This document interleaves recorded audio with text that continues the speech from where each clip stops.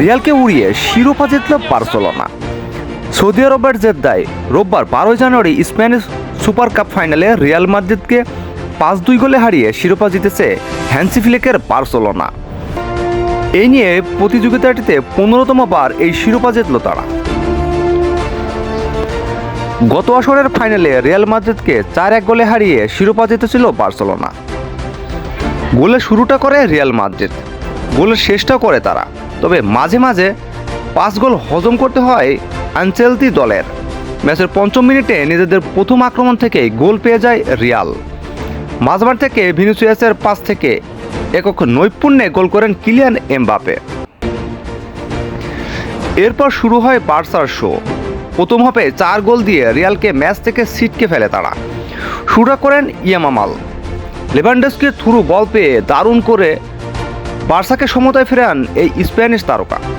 36তম মিনিটে পেনাল্টি থেকে গোল করে বার্সাকে লিড এনে দেন লেভানডস্কি।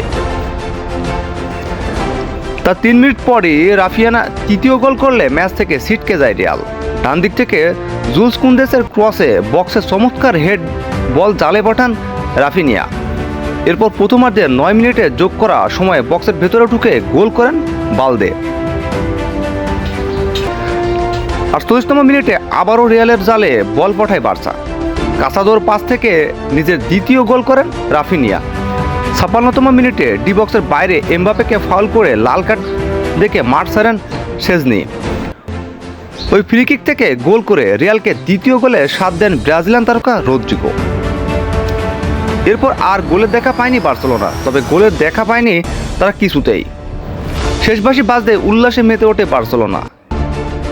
নিজেদের ইতিহাসে এই প্রথম সব প্রতিযোগিতা মিলিয়ে টানা 2টি ক্লাসিকোয় অন্তত 4 গোল করল বার্সেলোনা।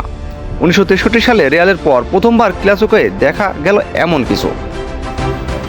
স্পোর্ট ডেস্ক আব্দুল আওয়াল। সবসময় সব ধরনের স্পোর্ট নিউজ পেতে আমাদের চ্যানেলটি প্লিজ সাবস্ক্রাইব করে রাখুন।